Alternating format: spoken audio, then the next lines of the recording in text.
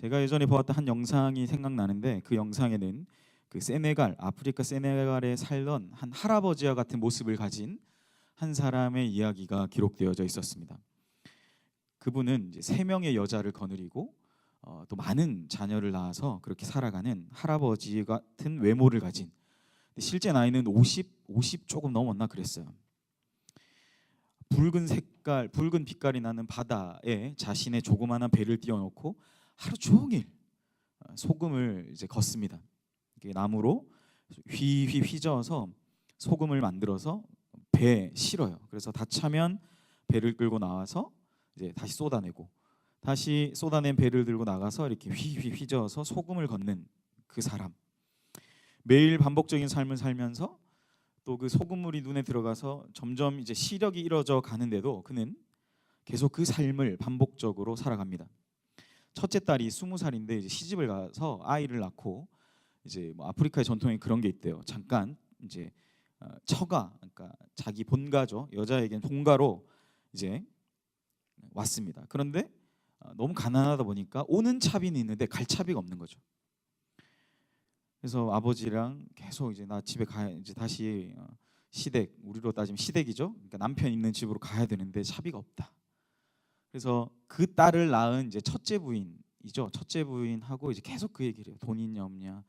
그런데 그 소금을 끌어다가 뭐 몇 번을 이렇게 실어 놔라도 하루에 버는 돈이 우리나라 돈으로 한 300원 정도밖에 되지 않는 아주 가난한 그런 삶이었습니다. 그래서 그 사람은 뭐 우리나라처럼 이렇게 어카운트, 그러니까 은행 계좌 같은 게 잘 돼 있진 않아 가지고 이런 그 철통 같은 데다가 그 받은 임금을 모아요. 그래서 그거를 원래 이제 어디에 쓰려 그랬냐면 그 둘째 딸이 이제 시집 갈 때 쓰려고, 이제 그 통에 돈을 모은 이제 결혼 지참금 같은 건데, 이 첫째 딸이 집에 왔다가 다시 남편의 집으로 돌아갈 차비가 없으니까 고민하는 거예요. 몇 날 며칠을 고민하다가 결국은 그 통의 돈을 꺼내서 그 딸에게 줍니다. 다시 잘 돌아가서 잘 살아라. 그리고 그 아버지는, 그 할아버지와 같은 외모를 한 아버지는 다시 그 다음날 똑같이 그 붉은 빛깔이 나는 바다로 나아가서 이제 소금을 이렇게 걷는 거죠. 그런데 소금을 거둘수록 소금물이 자꾸 자기 눈에 들어가고, 그런 반복적인 삶을 통해 자신의 육신은 점점 망가져 가는 거죠. 이게 그냥 딱 봐도, 영상에서 그냥 봐도 눈이 이렇게 회색, 그러니까 흰색 빛으로 점점 변해가는, 시력을 점점 잃어가는 그런 모습을 보게 되었습니다. 저는 그 영상을 보면서 그러니까 우리가 지금 살아가는 삶과 너무 다른, 그러니까 목표죠. 그 사람은 그냥 그 삶을 살아가는 거예요. 그게 목표예요. 그냥 소금을 휘휘 휘저어서 그걸 담아서 그걸 쏟아내고 얼마 되지 않는 임금을 받아서 자신의 가족들을 부양하는 것, 그것이 그의 목표가 되었던 것을 봅니다. 삶의 목표죠.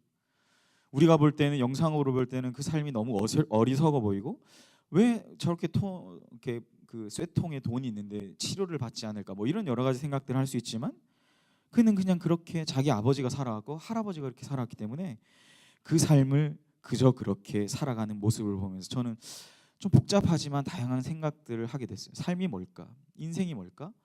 그 길 위에 인간, 그러니까 그 길, 인생길이라는 길 위에 서서 그 길을 걸어가는 인간은 도대체 무엇인가라는 그런 여러 가지 생각을 하게 되었습니다.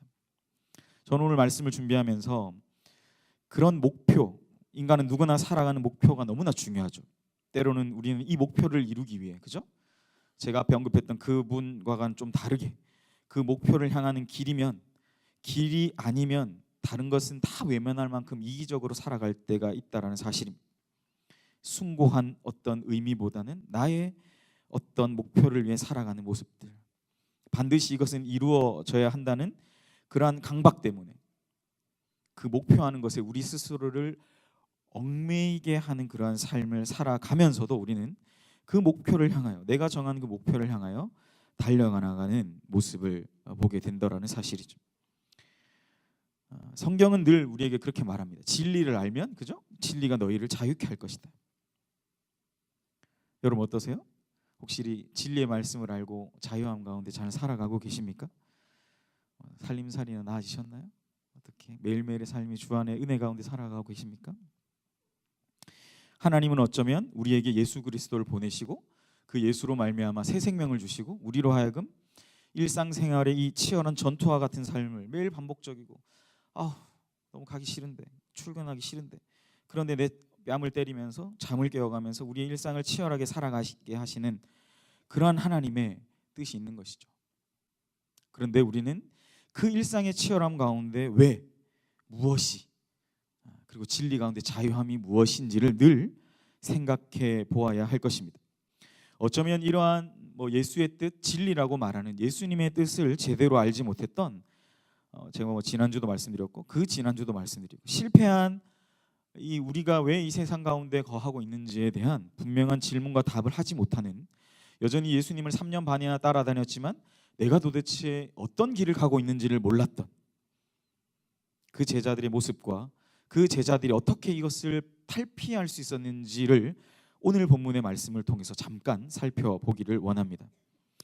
오늘 본문 6절과 7절, 8절을 읽어보면 예수님과 제자들의 대화가 나오죠. 6절은 제자들이 모여 있을 때, 그러니까 예수님이 일방적으로 4절과 5절에 말씀하시고 약속하신 것을 기다리고, 근데 그 약속하신 것이 뭐예요? 성령으로 세례 받는 것이었죠. 그런데 그 얘기를 다 듣고 6절에 제자들이 모여 있을 때 예수께 여쭙니다. 뭐라고 질문합니까? 우리 6절 읽어볼까요? 그들이 모였을 때, 시작.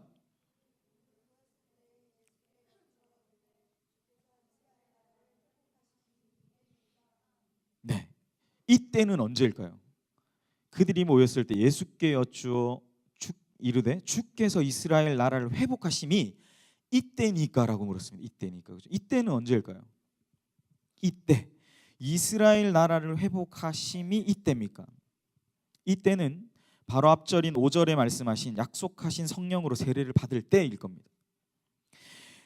그때에 성령으로 세례를 받을 때, 능력을 받을 때, 하늘로부터 이 피어지는 그 능력을 받을 때, 약속하신 것의 성취가 있을 때, 그때가 바로 무슨 때라는 거죠? 그때가 이스라엘 나라를 회복하시는 때입니까? 라고 묻는 거예요.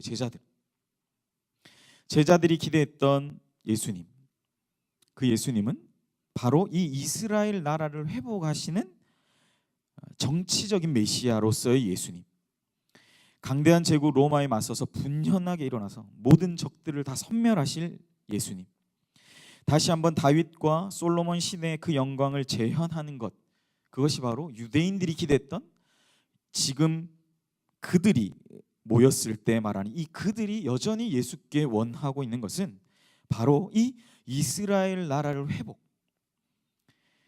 거대한 이 세상의 세력과 맞서서 분연히 일어나서 싸워서 이길 그 메시아를 그들은 여전히 기다리고 있다는 사실이죠. 제자들이 생각한 이스라엘 나라의 회복은 바로 이거라는 겁니다. 우리로 따지고 보면 우리의 삶의 문제, 나를 억압하고 억누르고 있는 나의 발목에 족쇄를 죄고 있는, 아까 앞서서 얘기한 그 아저씨, 할아버지처럼 보이는 그 아저씨처럼 그 일상을 그 가난으로부터 탈피하고 싶지만 전혀 그런 생각도 할 수 없는 그 딸에게 모든 자기의 전 재산을 주고 차비로 주고, 자기는 똑같이 또 그 다음날 나아가서 점점 시력은 잃어가지만 죽어가는 자신의 몸을 이끌고 여전히 나가서 그 붉은 바다에서 소금을 채취할 수밖에 없는 그런 제자들의 모습이 오늘 나타나 있다는 사실입니다. 조금 다른 점이 있다면 그들은 자신들이 목표하는 바, 이것을 이루기 위한 바를 누구예요? 나보다 능력 많으신 분께 부탁하고 있는 것은 이 노인과 같은 아저씨와는 다른 거겠죠. 해결해 달라. 이스라엘 나라를 회복하심이 때입니까? 강력한 전제군주로서 예수님을 기대했다라는 사실이죠. 근데 제가 늘 말씀드리지만 예수님은 한 번도 자신의 3년 반의 공생의 사역 가운데서 자신을 이렇게 전제군주로서 내가 세상을 다 막 멸하고 내가 그냥 가만 안 두고 내 말 안 듣는 다 없애버리고 이런 예수님에 대한 얘기를 하신 적이 없다라는 사실이죠. 오히려 주님은 자신을 그렇게 왕으로 세우려고 했던 사람들을 이리저리 다 피해 다니셨다라는 것을 우리는 성경을 통해 알 수 있습니다. 요한복음 6장 14절 15절은 그것을 극명하게 보여주죠. 요한복음 6장 14절 15절은 이렇게 기록합니다. 그 사람들이 예수께서 행하신 이 표적을 보고 말하되 이는 참으로 세상에 오실 그 선지자라 하더라. 그리고 그러므로 예수께서 그들이 와서 자기를 억지로 붙들어 임금으로 삼으려는 줄을 아시고 다시 혼자 산으로 떠나 가시더라. 이 본문은 요한복음에 나타난 오병이어 사건 이후에 있었던 일에 대한 사도 요한의 기록이에요. 말씀 그대로 예수님은 오병이어의 기적을 베푸신 후에 그것을 보고 많은 사람들이 자기를 뭘로 삼으려고 했다고요? 임금으로, 왕으로 삼으려고 했다는 사실입니다. 그런데 예수님 그걸 거부하시고 그것을 피해 오히려 한적한, 아무도 나를 알아보지 못하는 산으로 도망가셨다. 여러분, 이 단순한 사건만 봐도 당시의 유대인들, 그러니까 여기에 모이는 그들, 이 6절에서 표현하는 그들이 모였을 때라는 그들이 원하는 이 정치적인 메시아는 예수님의 뜻이 아니었다는 거죠. 근데 예수님을 3년 반이나 따라다녔던 제자들, 그리고 뒤에 보면 우리가 15절 읽어보면 120명의 문도라고 표현된 사람들은 여전히 그 예수를 원하고 있다는 사실입니다. 이 말씀을 하시고 예수님이 이제 하늘로 올라가세요. 승천해서 뿅 하고 올라가신다는 거죠. 날개 달린 천사처럼 하늘로 가셔. 근데 예수님이 마지막 승천하시기 그 직전까지도 제자들은 여전히 주님의 뜻과는 전혀 상관없는 자신의 뜻을 요구하고 있더라라는 사실입니다. 이러한 어리석음, 성령 받기 이전 정말 예수님을 그토록 따라다녀도 알지 못하는 이런 어리석음이 이 제자들에게 있더라는 사실, 120명의 사람들에게 있었다라는 사실이죠. 예수님의 뜻과 전혀 다른 제자들, 그들의 관심과 초점에는 분명한 변화가 일어나야 합니다. 예수님의 렌즈로 안경을 다시 써야 된다는 사실이죠. 우리의 관점이 완전 바뀌어져야 된다는 사실입니다. 그래서 예수님의 대답이 이거예요. 보세요. 6절에 이스라엘 나라를 회복하심이 이때입니까? 라는 질문했죠. 근데 예수님이 뭐라고 말씀하세요? 7절과 8절 이르시되 때와 기한은 아버지께서 자기의 권한에 두셨으니 너희가 알 바 아니요. 그 말은 뭐예요? 내가 언젠가는 너희들이 원하는 이 이스라엘 나라를 회복하는 그러한 자로 이 땅 가운데 올 것이다 라는 복선이 깔려 있는 거죠. 그때는 뭐예요? 때와 기한은 내가 너희가 알 바가 아니다. 그러면서 진짜 답이 이거죠. 8절 오직 성령이 너희에게 임하시면 너희가 권능을 받고 예루살렘과 온 유대와 사마리아와 땅끝까지 이르러 내 증인이 되라. 내 증인이 되리라 하셨다. 그리고 이 말씀을 하시고 9절에 어떻게 해요? 이제 그냥 승천해서 가버리세요.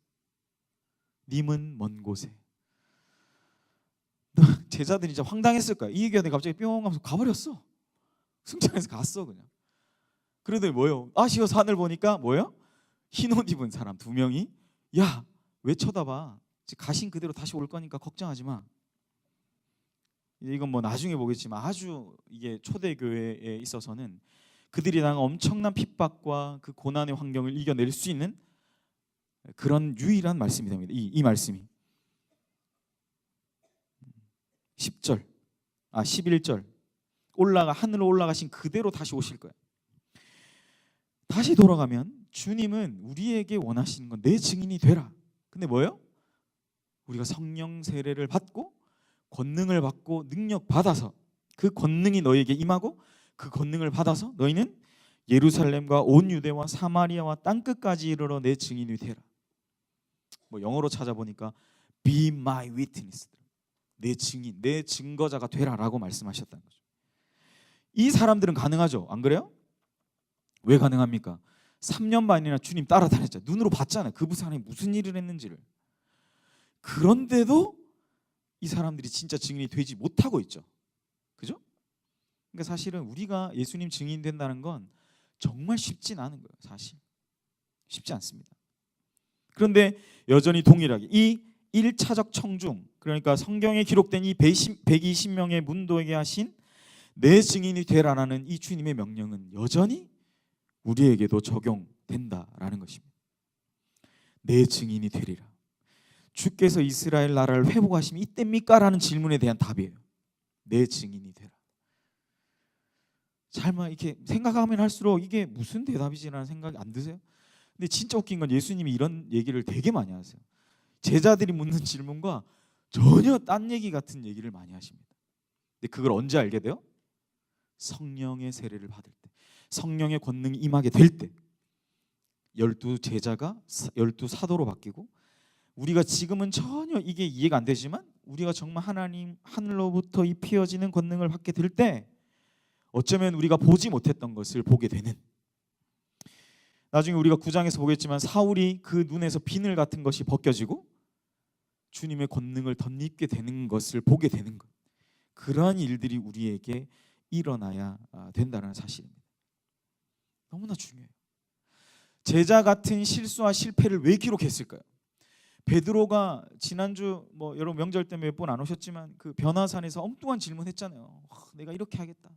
정말 주님이 필요하실 때 그는 기도하지 못했고 주님이 정말 도움이 필요할 때 그는 그렇게 하지 못했죠.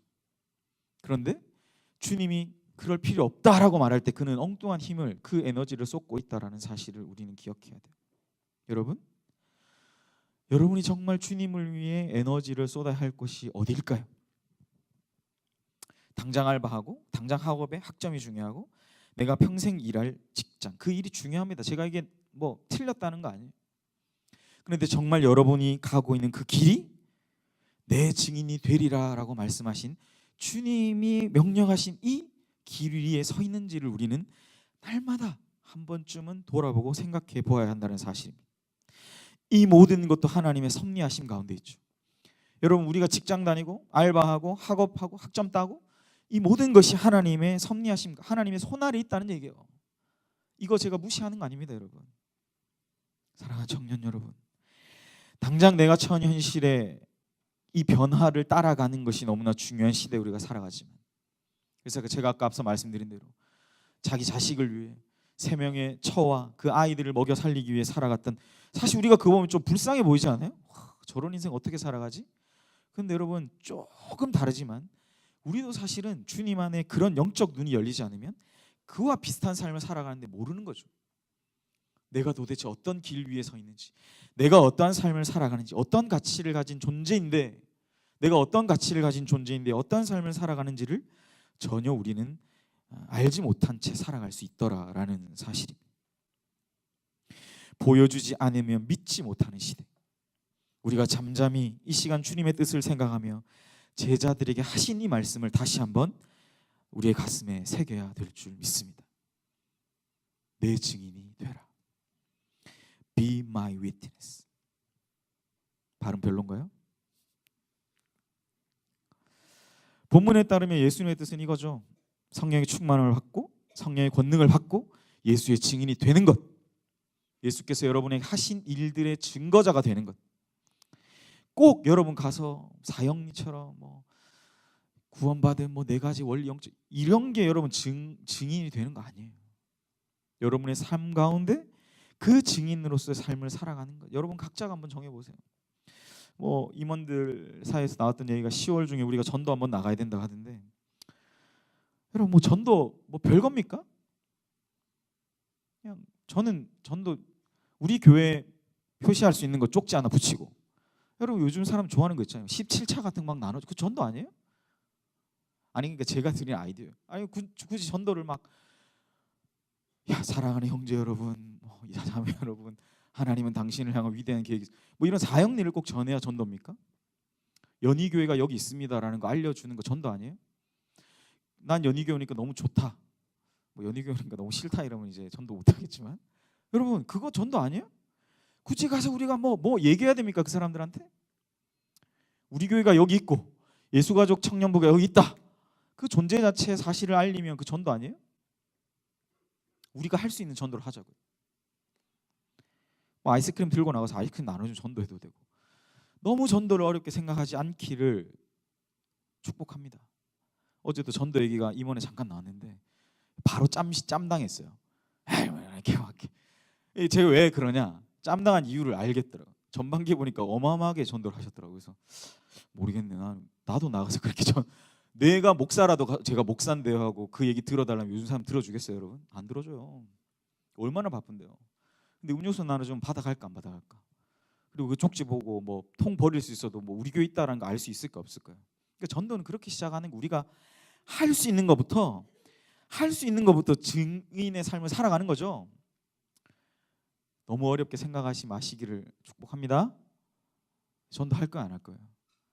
다 안 할 분위기인데. 여러분 이제 두 번째가 이거예요. 첫 번째는 이제 증인이 되라.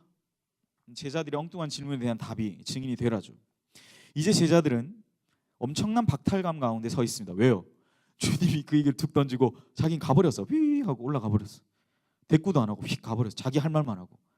그죠?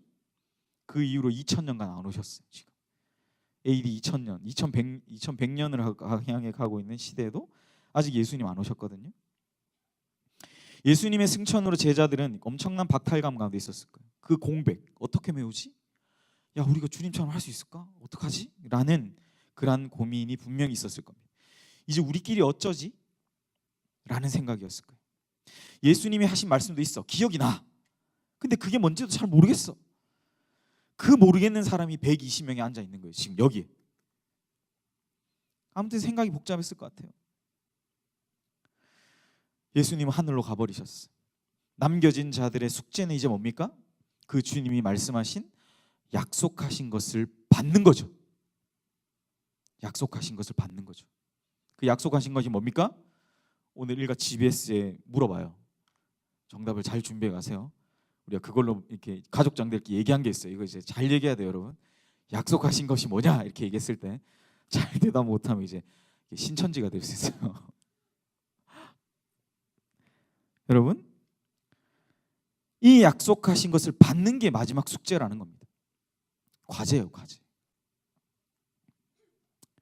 그게 이제 14절에 나타납니다. 오늘 제가 이게 너무 중요해서 이걸 설교 제목으로 했어요. 원래라면 내 증인이 되리라가 원래 주제가 돼야 되는데 저는 그렇지 않고 오늘 본문을 읽다 보니까 이게 너무 중요하더라고요. 이들이 약속하신 것을 받기 위해 한 가지 행위, 그러니까 아무것도 할 수 없어. 왜? 능력도 없고 힘도 없고 주님이 하신 말씀도 이해가 안 돼.